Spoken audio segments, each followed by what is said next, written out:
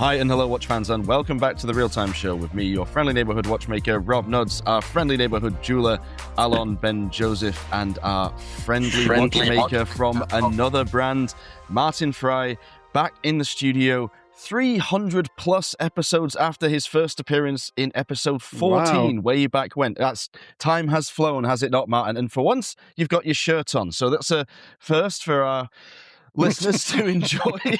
Was that in summertime? During summertime or something? I think you were on a beach somewhere enjoying some Thailand.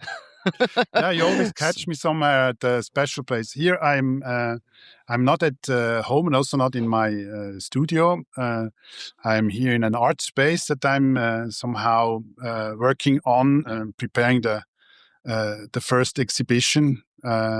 So you caught me somehow also a bit in between things, but not at the beach, definitely not. No, we actually caught you at an art gallery, an exhibition space where we were finding a good room that wasn't that high. Yeah. Yes. Now we just had to really quick change space because downstairs there is a bigger space, actually a really cool exhibition space, but it's it has like a big echo, like it's a huge, resonating room.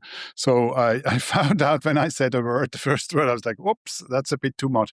So I moved here to the office space, and here this is actually the perfect place to do the talk. So Martin, you said to us that this is one of the many side jobs you have and do together with a friend. You're setting up an exhibition. I have been an admirer of both Felix's and your work ever since you've started. Proud owner of an URWERK watch. I definitely dare to say you guys create mechanical art. Now, your Instagram posts are one of my favorites because they're very artistic. Thank you. You being in an art space and not your own studio right now, how much do you think that what URWERK and all of you together create is art? Mm-hmm. Yeah, no, absolutely. I mean, so I think the watch, because there's other devices that nowadays help us to organize the day, like to do somehow the scheduling and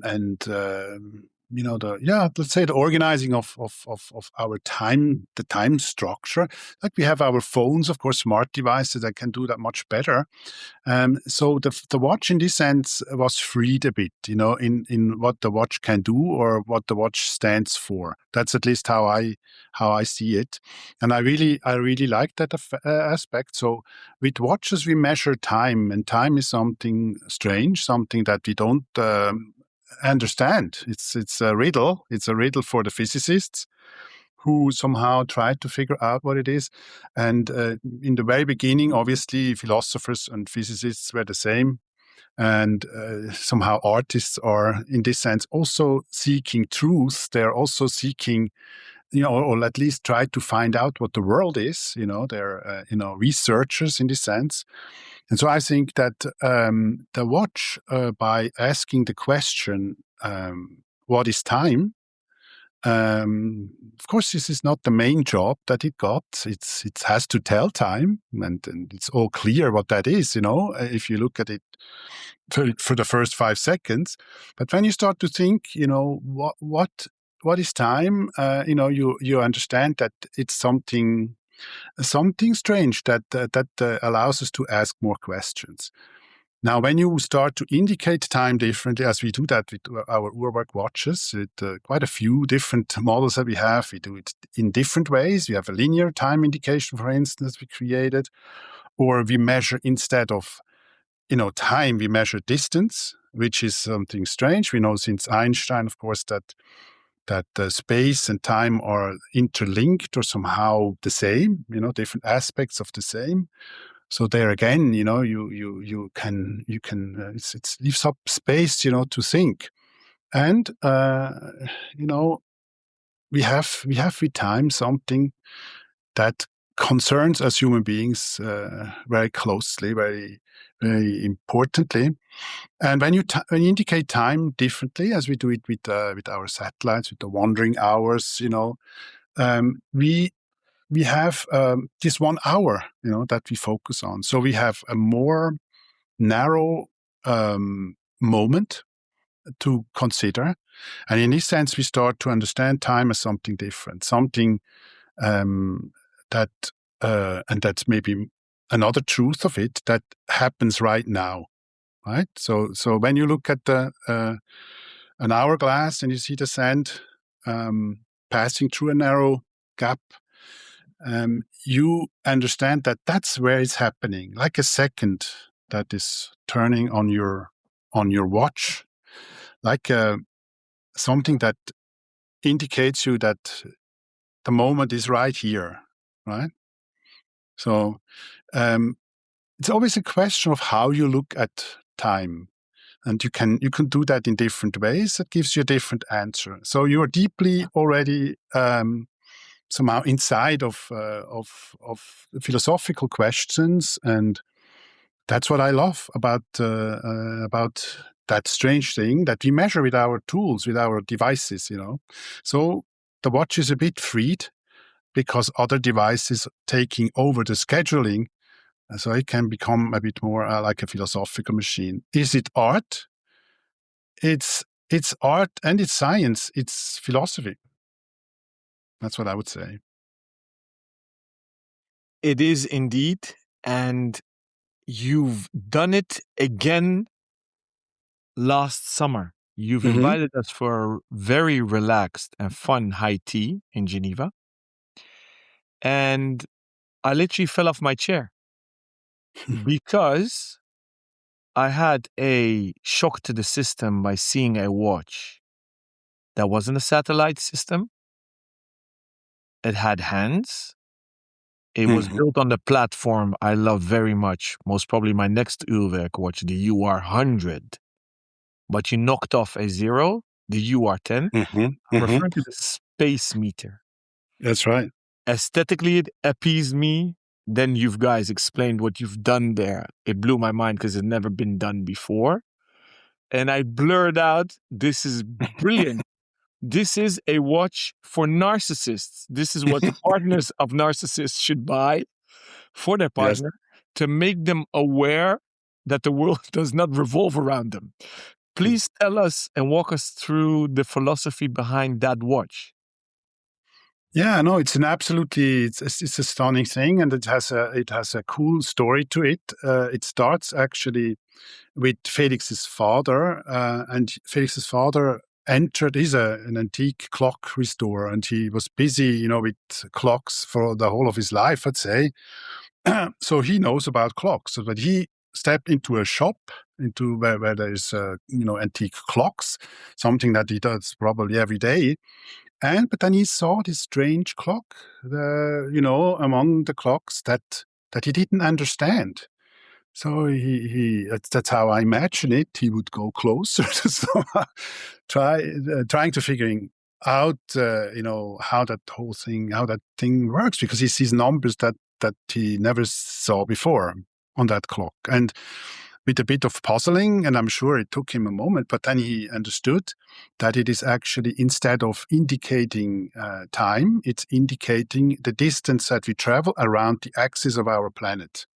And that crazy clock was designed or created by Monsieur Sandeau. He's the third clock maker. I think it's the third, how do you say, nautical clockmaker, or how do you call that? Not nautical. How do you say that again? Not nautical clock. How is it again? Maritime clock, marine clock. Exactly, that's what it is. So he was after Berthoud and Breguet. He was the third clockmaker of the French king, and he had created this crazy clock for an exhibition, a world exhibition. He died before, but it was exhibited in Chicago at the time when when the first, exhibition, with electric light was presented. So it was a super futuristic exhibition, world exhibition. Also Tesla, the incredible inventor Tesla was, showing his crazy inventions. And so that guy Zondo had also shown his clock. And he, before Einstein came up with his theory, had already, as a clockmaker, somehow understood this relationship between space and time. It is expressed with this clock. It is expressed, even though, and that's what a clockmaker understands, that astronomy and time keeping, they are of course interlinked. This is something that the clockmaker understood much before Einstein came up with his theory, and it was beautifully exhibited in this clock that the father of Felix found in this shop, and it just stood there among clocks indicating something different that is related to time, and that's distance. What we found super fascinating is that you have a time indication that is not indicating time, even though it does. So it's just something beautiful. And we had, for the first time, used it in our UR100. There you don't see it moving, because there, the somehow the distance meter moves with the speed of the time indication. It's very slow, and so you don't really see anything moving. The convincing thing, though, with the Sandow clock is that you have a second hand. It's not a second hand, even though it's the same, right? But it's a hand that shows the distance that we travel. And so every step is, something like, what is it? Like a giant jump. Like, so you travel, I don't know, 500 meters or something like this, with one index that you enhance, on the dial. And so you do a trip through space. All of a sudden you understand, oh wow, with every move of this hand, I'm traveling in space. And so we thought to create a watch that takes this inspiration even one step further. We developed the UR10. So in the first dial, you actually have basically the same. We have that trip around the axis, the center of our Earth. With one turn around the dial, the hand goes one turn around the dial. You have 10 kilometers that you traveled around the center of our planet. That's the first motion of our Earth in space around itself, so to say. And then there's, of course, the next trip, the next motion, that is our trip around the sun. So if we go one time around the sun, that's 1 year. We know that. That's how it goes, right? But we can, of course, indicate that on a dial. And so you have 1,000 kilometers when you go once around with the hand on that second dial. So that just shows you, in a way, an indicator that tells you that time is happening right now. But what does time mean? Time is motion. Time is change. So it's this motion that we do, that crazy trip that we are on through space. We will never, ever be at exactly the same place, because we are spinning like mad, somehow very fast through space, because these are only the two first motions. Of course, afterwards, we are on a trip around the center of the galaxy. So that distance that we travel on that route is even bigger. So one could imagine like a third indicator that tells you, how far we travel around the center of the galaxy. And that's also not the end. There's some few more motions. I think altogether, interestingly, 7 motions that we do through space. And as I said, like in the same way, you can't step into the same river twice. You will be never ever at the same place on this trip. So from the moment on you're born, you're on a trip through space, and I calculated with ChatGPT that if you get about 100 optimistically, I'd say, you travel further than the border of our planetary system into space, like halfway to the star, the next star. So it's quite of a fantastic trip that we do, but it's a linear trip. That's what it is. So this clock is fascinating because it does indicate this other aspect of time. And so it is not a second on our dial. It is, let's say, a relative of the second. It's actually the true second, because the second that we measure time, as we do, as the Sumerians taught us, where we have 60 minutes and 60 seconds and stuff. That is just a way of calculating, of counting time. That is historically the way it is, because the Sumerians used their thumb to count. So they have, it's still in this part of the world, it's still done, I heard, that people would use their thumb, and then they count the segments of their fingers.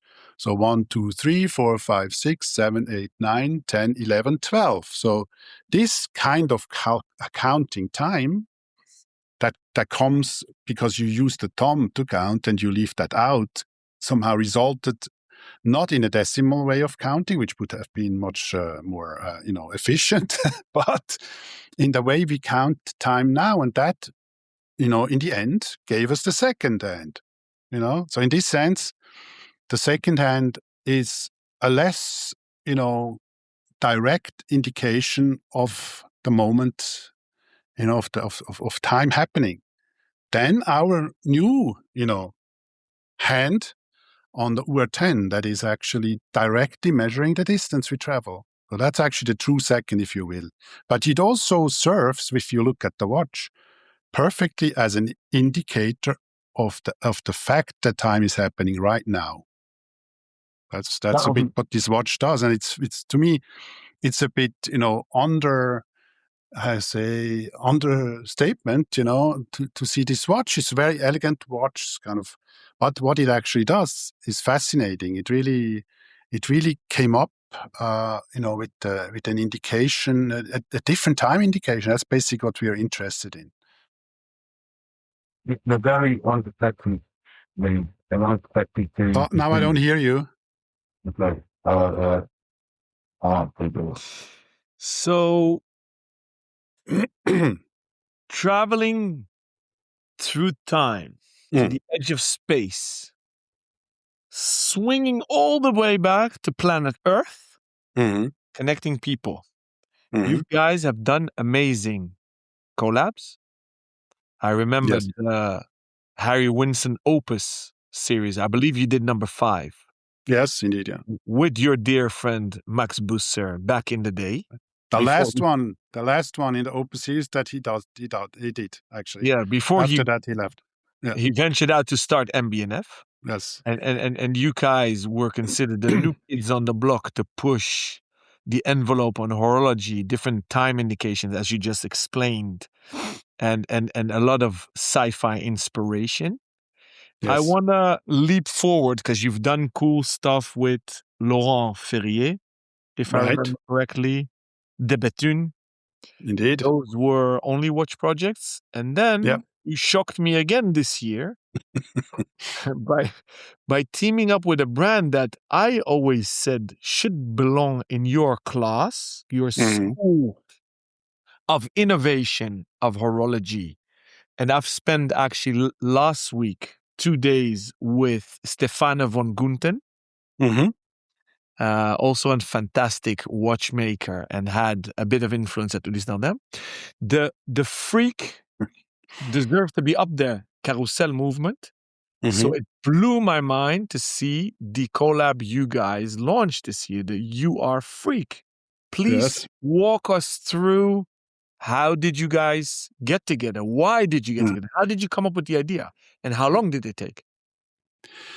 It goes actually to a meeting between Felix Baumgartner Patrick of Lisnarda, and I think also Michael Tay. They had like a dinner, where they started talking together about things as it is, and they just both, Felix and Patrick, they found out that, and that's a fact, that the freak of Ilisnada, and that's actually where we meet on that level. It's also a mechanism or an invention that was created about the same time when we started with URWERK. Of course, Ilisnada is an older company and they did other things before, but with the freak, that's exactly where we are in a way doing something very similar, and they have an orbital mechanism. So it's like something that is really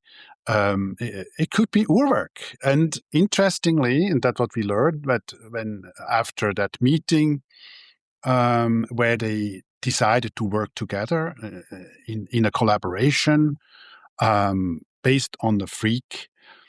When we had a first meeting, with the guys of Ulisnarda at their place, they had a little, introduction there, really interesting into the freak and into the history of it and all this. There were a few things that I didn't know. It was a lady, a designer actually, that had that idea originally.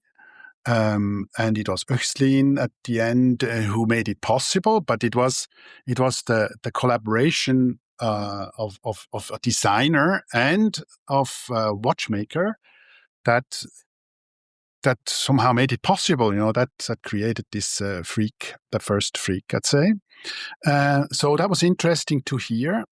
So we then started thinking about how to merge these two concepts, the URWERK world with the Risnada freak world. It's not difficult in this sense because they're quite related, and so we had to figure out how that's done best. Always when you do a collaboration, I would say the cool thing about it is that you have that element of surprise because you can't control everything. Of course, also when we do in our house a watch together, it is a collaboration of many different minds and different hands in this sense. It is not just like one idea and that's it. So it's like a collaboration. So but we know in URWERK, we know a bit how we do that together, and we have our method. And so when you work together with another brand, then you have to somehow a bit adjust to this other method. And in the end, it'll be I don't want to call it a compromise, but it's kind of a you have that element of surprise because the other side brings in their world. So it's in the end you want to know how is it going to look. How is it going to look? That's like when you have a child. You want to know how that's going to look. It's a bit that that situation. And so we started collaboration. We get to know also. We get to see a bit how another company is doing what they're doing. Usually that was kind of forbidden. You had that was kind of you're spying here. What is this? You can't enter. But we agree to a certain degree to share our experience, to work together on something. It's actually, when I think about it, it's really something extraordinary that we allow ourselves to do that, because it's different companies, but you want to somehow see how that collaboration, what kind of fruits that will bring, and how that thing will look. So it is fascinating. I also remember when we had the Opus project, or even later with Max, I have to say, when we did the first collaboration, the Nitro, that was I think our first collaboration after the Opus piece, and there the plan originally was an idea that I had was to somehow use both of our names. So the MBNF already existed then, and the URWERK brand name. So I said, let's make a watch where we have these two brand names, written on the face of the watch. That's quite cool. So you have this kind of collaboration visually indicated. It's kind of like a schizophrenic situation when you see two brand names on a watch, right? But we didn't do it there. We created a company especially or also a brand in a way, that Nitro, very complex, formula, that thing has, so one can't keep it in mind. But it was it was somehow our answer to that, because it was not done at that time that we would have a watch that has two brand names on it. Now it is now, if you look, that's exactly what you will see, So it's really, we developed it that far that nowadays this is thinkable, that you could have like two brand names on one watch. That's pretty cool, I think. So we learned from Irisnada how they do it. Of course, the work on my side is to work with the designers to find a way, how we can bring the URWERK spirit into their, watch case. The case was more like from their side. So there's like different elements that have to somehow merge together and in the end, create that watch. Then, of course, a very big important part was the collaboration on the technical side of the watchmakers. They have a very unique system where you have a crown on the back side, to charge the watch, and you have, the bezel on the top to set the time, and to have that somehow inside of this case with our time indication, that was not easy. So they really. They created, I think, more than half of the parts of the watch are brand new and never existed before. So it was quite of an effort, technically. Martin, while listening to you guys are such free minds and always have been independent. Ulysse Ardin, together with Gérard Perregaux, used to be part of the Sowine Group, owned by the Kering Group, the mother company behind Gucci. How much of an importance was that for all of you to work with them? And would you have done this collab if they were part of the Kering Group still? Yeah, actually, we had that first connection that happened with Felix and Patrick at that meeting. And I think we didn't really somehow scan, the whole, I don't know, it was kind of an emotional. That's how I could describe it. I think it was an emotional initial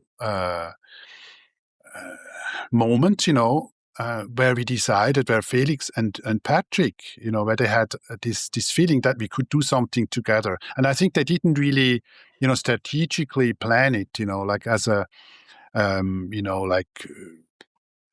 does that make sense? Out of this and that and the other reason. It was really an emotional moment to decide to do that together. That's so a bit it was organic. Mm-hmm. Organic, and you're referring to Patrick Pruniot, so he's also the chairman of Gérard Perregaux. So obviously everybody will ask now, is the next collab with Gérard Perregaux?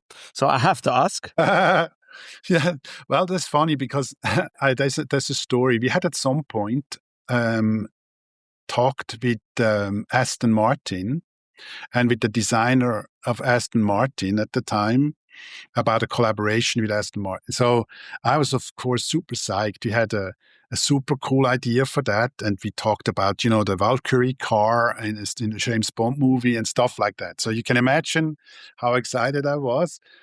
But at some point, the interest of Aston Martin stopped. And, I don't know.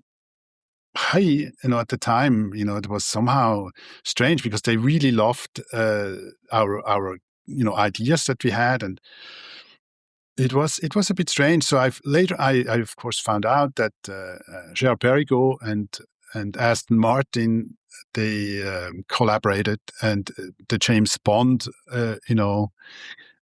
watch was then designed by Gérard Perregaux, which was a really astonishing thing to me, but that's how it went. So I'm a bit angry with them, That is somehow that the second time I tried to get an URWERK watch into a James Bond movie, that this didn't work out. Let's put it like this. But you never know. There's no plans right now about this.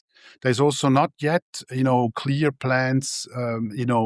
If we would do yet another collaboration with Ulysse Nada, but you never know. Never say no. In this sense. Well, obviously, you've given Ulysse Nardin a little birthday gift, because if I remember correctly, the Freak with the silicon balance wheel came out in 2001, so we're around quarter of a century now.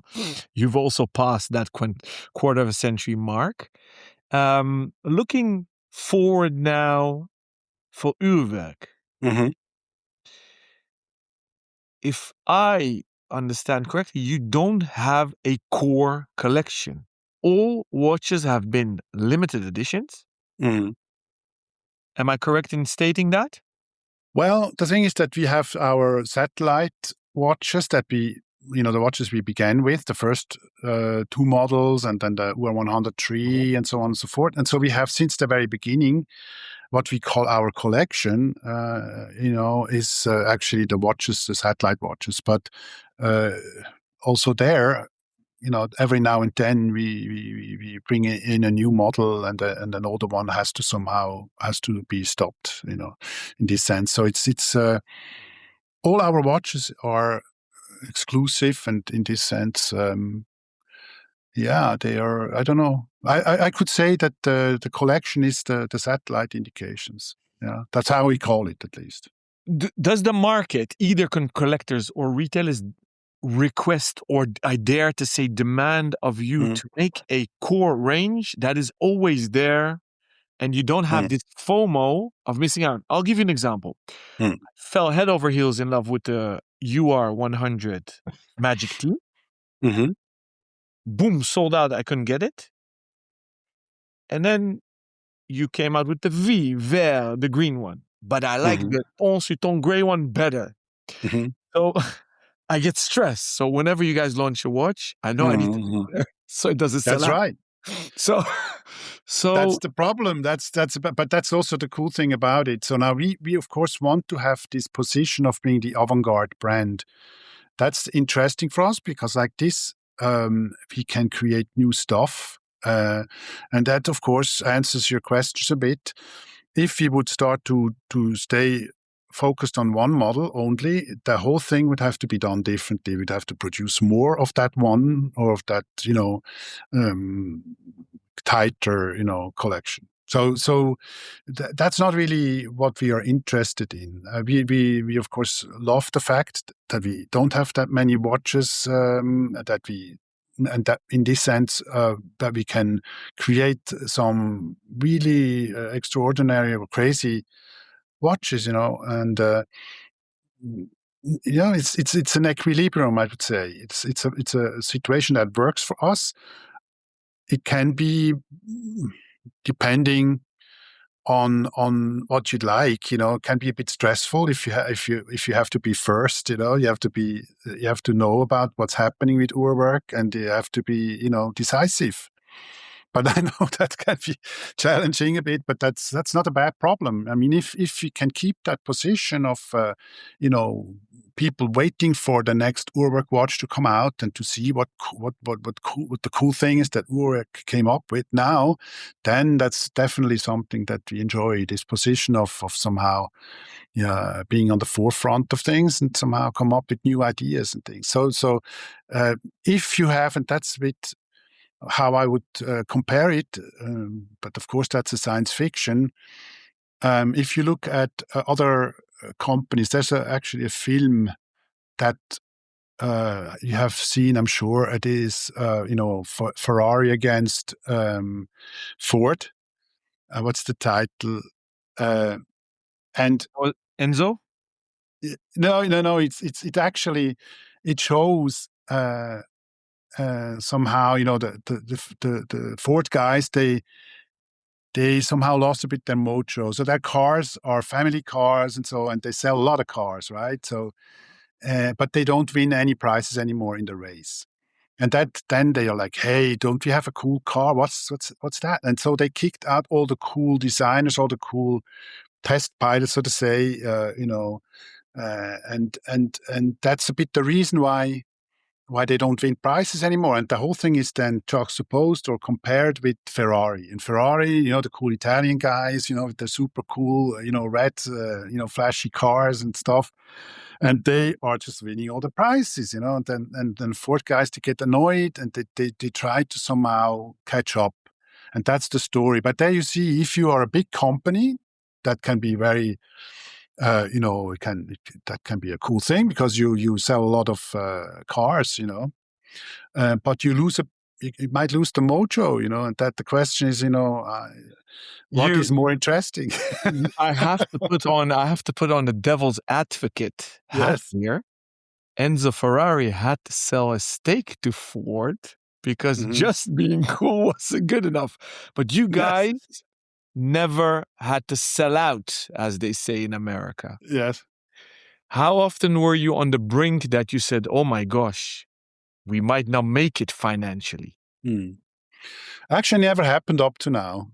At some point when we were just like 3 people at the very beginning of things, but that's how you start. But when you start and you're in this situation and you move away from that, then you also know how to do that. I mean, and that I have to really say is the big challenge, that Felix was busy with also at the very beginning with Thomas.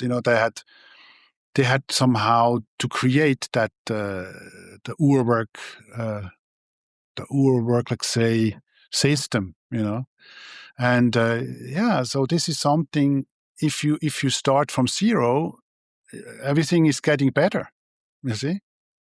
So that's a bit the situation, and it did never change. So for us, it is and it's also the question is, what's the motive? What's the motivation for what you're doing? If your idea is to grow and to just make a lot more money, that can be one way, to be inspired. But our motivation truly is to create cool watches, you see, and in this sense, that's in the foreground.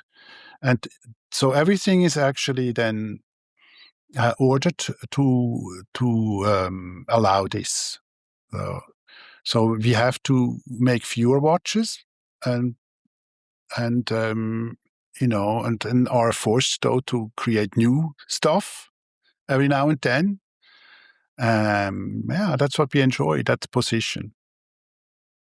If we are reflecting back now, what mentor tips would you give to younger entrepreneurs, watchmakers, watch brands in current climate, and I dare very volatile seas we are now navigating?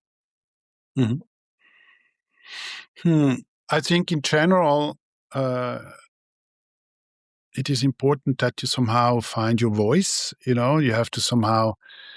So what do you want to somehow express with what you're doing? But I think that counts like for everything. In the best case, this is something that you can pursue, that you can express yourself, that's one thing. It doesn't matter if you're doing that, with making watches or with making something else. That if you do that right, people, they will learn about you, about what you're doing. And happily, in our case, that worked. But of course, if you have a different fate, then you would answer this question differently. But I say you have to be yourself, and that you have to find out what that is. That's already a task. And then you create your thing, and follow that. And if you do too much of market research, or if you have too much in mind to know what the world best needs, then maybe that's not successful. But it's true. We didn't try it any differently, so that's our path. It's what I would suggest. It's just doesn't matter what times. It's so what's fascinating with time is that every moment in time is new. That's at least how we human beings can understand it. We have a past, things happened already. A lot of things were already created. And that's interesting. And you have to somehow be inspired by that, by as much as possible, that you can grasp and understand of what had happened. And then you have at that somehow that you can do that projection into the future, and you can imagine, yourself to create something new. And that is possible because every moment that we are in, that moment right now, is another chance of doing it differently. It didn't happen before. That next moment didn't exist. So we are open and free to somehow do something differently. So this is something that is equally somehow counting for different generations. Talking of different generations, who inspire you or impress you in the watch industry today? Mm-hmm. Yeah, I mean, there's a lot of watchmakers that do it differently, maybe to a certain degree, because we began with this. Maybe there's already other watchmakers that did that before us, for sure. But I think we to a certain point we showed a bit, that one can do it differently. That's a path, and that created a bit of a movement, and that's still unfolding. And there's guys like, I'd say, for instance, Ressence, for instance, like a brand that I admire because they do it so. And I saw, Benoit the first time explaining me, how he puts the watches together in oil.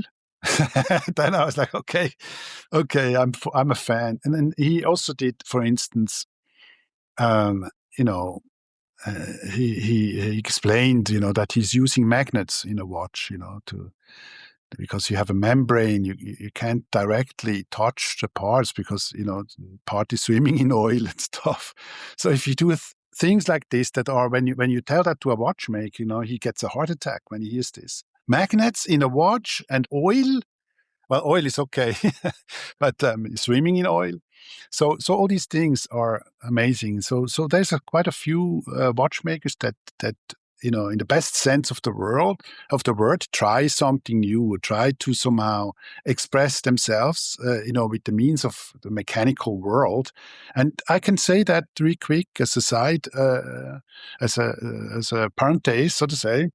If you look at the most scientific, or let's say most sci-fi symbol or object, the robot, when you look at the robots, we imagine robots as a mechanical machine. It has joints, mechanical joints. It has somehow all the things that you see in a mechanical machine, It has, of course, a cool computer as well, but it's basically a copy of us human beings. And in this sense, an anachronism.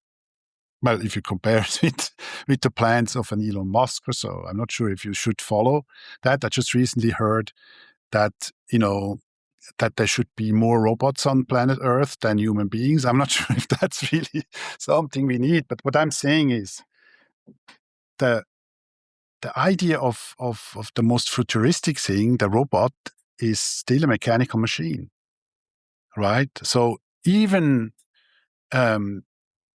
the mechanical machine, even though it's an anachronism, is something that you can work with. You can create new concepts with it. That's it. Now we're slowly going towards the end of the episode, and I'm really thoroughly enjoying it. I want to switch gears. I want to play a little game with you, Martin. Okay. It's shotgun game. So this is not easy for you or I because we are ramblers. We keep on talking. Mm-hmm. I'm going to ask one thing and you can give only one answer. You can think as long as you want. Short answer. Okay. What is the best production car in design on the market right now that you can buy? in your humble opinion, that you think is beautiful or innovative or new or cool? Right.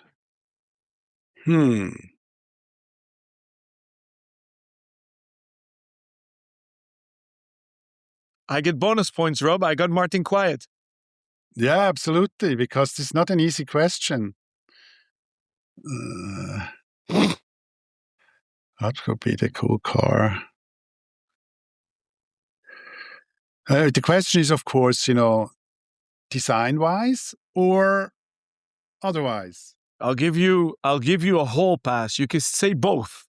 Okay, you can give me look, two. I have to answer like this because I was not that long ago. I was asked to, and that was funny because I'm not a car designer, but I was asked to design the future car.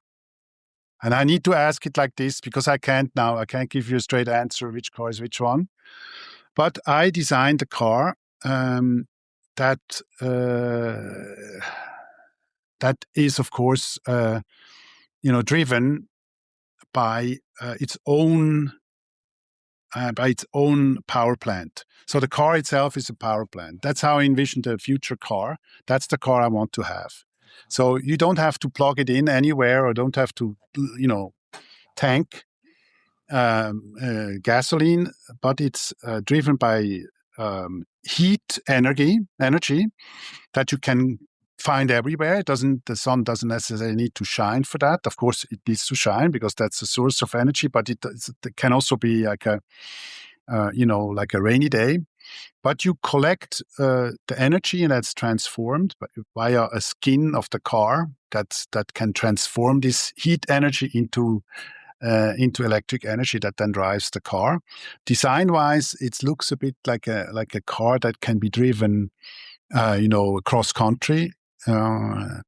It's kind of like a Mars rover-like looking object. That's the car I want to have. It doesn't exist just yet. It's a future car. My Dutch proudness pops up. You know who was the first to make ever solar car? It's the TU Delft, the Technical University of Delft. That's perfect. Exactly. That's the Dutch, line. Yeah, that's the line. You ducked the question here, but because you designed one, I'll move on to the next one. Thanks. But maybe a little bonus thing. Let's talk about schools of design. So the Germans, then it was the Japanese. You talked about Ford. The American lost it a long time.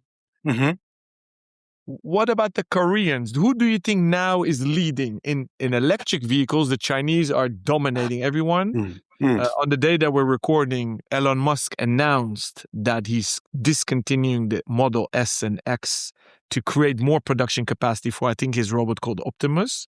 Touching back on your robot topic. Right. Who do you think now are leading on the design side of things? Are the Korean crushing the world, the car designers? Well, Korean, let's say, culture is fascinating to me. It's a culture that, like Japan after the Second War, was, and also after their war, was on let's say on the western side, at least half of the country. I have been there and I have seen that place, and it's an incredible, transformation that they really undergone. So they have, I think, as the only other, almost the only Asian country, they've managed to, in a way, penetrate with the K-pop wave, the Western world, and they were actually able to somehow bring something cool and cooler than the Western stuff, So in many ways, they are leading. I think they're a future country. They have a bit of a difficult situation because they sit next to their other side, the North Koreans, and that's, I don't know how that's going to turn out in the future, but maybe that's also something that really pushes them. They are in design. They've developed a very fine design field, not only in the car world, but in many just in general. And they have a very old and fascinating culture. and it's actually the Koreans, when one looks at it, who later on went to Japan. So Japanese are actually Korean. They don't like to hear it, but that's a fact. So no, but I see the Koreans as a really leading country in design. If you ask me for a particular car, I can't provide that. I don't know which one is better than the other. But just in general, I really admire Korean design. That's a fact. We switch gears. Best architect alive right now, doing contemporary stuff. These are very hard questions because of course there's a lot of different ones, but you want the short answer, right? I got that. Best architect alive. What can I say here? Oh man, it's difficult. Difficult to say. I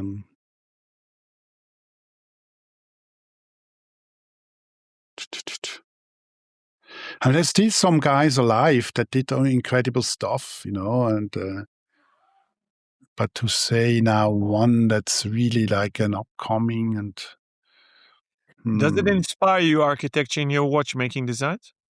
No, absolutely. No, I'm a big fan. This is something very important to me. Chatti, maybe. Yeah. But difficult. Do you think is there a school? I mean, the Dutch used to rule a bit in the 90s and the aughts with Rem Koolhaas, Oma. Yeah, Rem Koolhaas, of course, I'm a fan of Rem Koolhaas. Actually, his SMLXL book is like something that it's like a Bible to me, to be honest. Rem Koolhaas is great, of course, but that's a guy who's is doing his thing already for a while, and there's other guys. Of course, we have also some Swiss architects that are great. There's quite a few that are super. Next one. Yeah. Art. Can't be a watchmaking artist. Art. Which artist do you want to give a shout out to? Rapid fire. Shoot names. James Turrell. That's a grand old master that I admire. But I mean, these are impossible to answer this question, my friend, because they're so like I have to tell you 20 or 100 at once, because like the most fascinating artist right now, there's not a single person. I can't say that. I just one answer, one name. That's not possible. But if you ask me, I'm just thinking now about James Turrell because he's an old guy and he did incredible stuff with his Roten crater, with his incredible time-related space that he somehow was working on. I have seen his work at the very beginning of my artist life in the PS1. That's a museum in Long Island City in Queens, and I used to live in that place at some point. And that's also when I discovered, because that the installation was already existing there, a space that he had created in there, where you have like a big rectangular opening in the ceiling through which you see the sky. So you have like inside of that space, you have like a bench where you can sit on, and you can somehow there experience, especially when let's say when the night falls, you see how the light is changing. You see how the light inside of the space, together with the light that comes through that hole, that abstract square, how that somehow transforms, the light mood. And it's like that was crazy to experience this. So he's definitely a master. But there's so many artists. I mean, I have a friend of mine, Pipilotti Rist. She's a Swiss artist. She's, of course, somebody did incredible performances and video movies and stuff. And let's say, Fischli Weiss, for instance, a Swiss artist group. These two guys, they're really cool. Then my professor from art school, Roman Signer, that's a guy that I admire. We tried to somehow get him for an exhibition, but he's an old man already, and he's not able to do that anymore. But he's definitely he did some incredible stuff. In the last exhibition, a Kunsthaus in Zurich, was interesting. He showed some of his sculptures, always related to time, because he does his artwork like this. He does he plans it obviously, and then there's a kind of like an event, a performance. And afterwards, you have the leftovers of the performance that are the objects, for the exhibition. So it's like there's always this kind of time, aspect to it. That's fascinating. But yeah, I mean, there's so many, so many cool. I could continue now. A bit easier for me than with, with Korean cars, but. Martin, you've done a fantastic job. You've enlightened me. You've made my day. I thoroughly enjoyed it. If our dear listeners want a special episode where we run down 100 artists that Martin likes and inspires, send us a message. Martin, thank you so much for sitting down with us. I think we've broke a record. In one episode, the longest answers and the longest pauses. Well, you asked me to think, but it didn't really help that much. I have to say. So let me ask you quick back. What would you say? What's the cool Korean car? Because then I learned something very quick. I've never resonated with them, but what really pushed my button was the Hyundai Ioniq 5, which reminds me of KITT, KITT. Ah, right. Okay. I will check. I said, wow, they're now coming to the scene. But, our listeners are not here to listen to either Rob or I. If you ever want to be a guest host on our show, that's a plan. Please take Mike. We've done it the first time during Geneva Watch Days, where Josh Shapiro interviewed Praneeth Singh Ming. That was a cool episode. So please come on as a host as well. Clear. Sounds good to me. Hereby confirmed, and all our listeners are witnesses.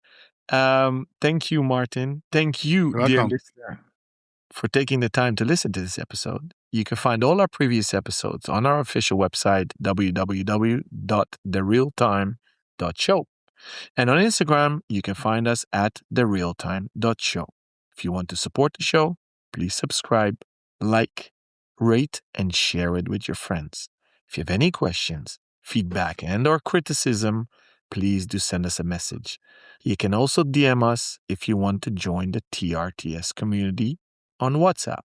You can find Scarlett on the gram via @ScarlInTheShire, which is ScarlInTheShire.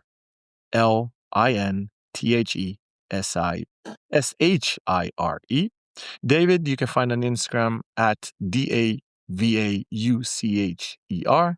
Rob, you can find at ROBNUDDS. And me, it's just my full name, ALONBENJOSEPH. And if you prefer to send us an email, you can just add our first name to @therealtime.show, like our IG handle. Stay sane and keep on ticking.